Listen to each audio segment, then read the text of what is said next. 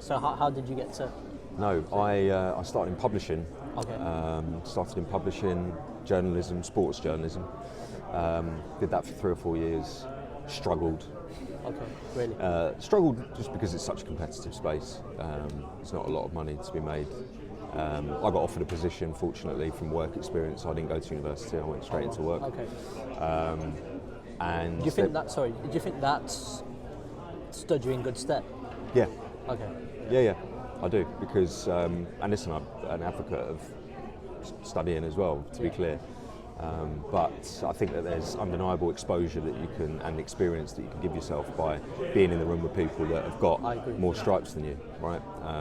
And challenging yourself, and without sounding like I'm on some motivational podcast, I think it's important to put yourself in uncomfortable positions that maybe you feel, I haven't got, I've only got 6 months experience, so I shouldn't really be speaking to this person. If you've got a belief in your ability and you've got a point of view, as long as you articulate yourself respectfully and concisely, a lot of the time when you're speaking to senior people, you'll be okay.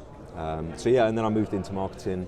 I spent a lot of time in UK marketing, spent a bit of time working at big broadcasters, some big broadcasters in the UK, and then, as I say, moved over to Dazn about 8 years ago. But listen, I've sold everything from broadband to mobiles to stair lifts, so I'm very lucky to have ended up in boxing because I am a boxing fan. Okay. But by trade, I'm not a boxing marketeer. Okay, sure. And just finally, the skills that you learned from selling broadband and everything else that you mentioned, has that again helped you in boxing? Yeah. Just the art of selling, I guess. Yeah, it's the art of selling without. I'm not sales, right? I mean, I'm selling our product, but I'm a consumer, and I say this to my team without sounding like David Brent or something like that. But you have to put yourself in the mind of the consumer with whatever you're selling. So if I was selling you broadband, it's important that I know where you live and what your current speeds are and what your consumption is, and therefore I can sell you something that, or at least propose that you buy something that is better suited for you. And it's exactly the same with boxing.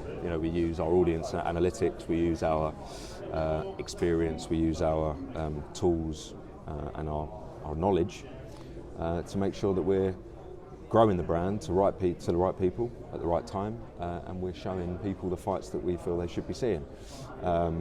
There's of course lots of nuance, and there's like specifics in marketing tools that, for example, I couldn't necessarily move into like a business-to-business marketing role.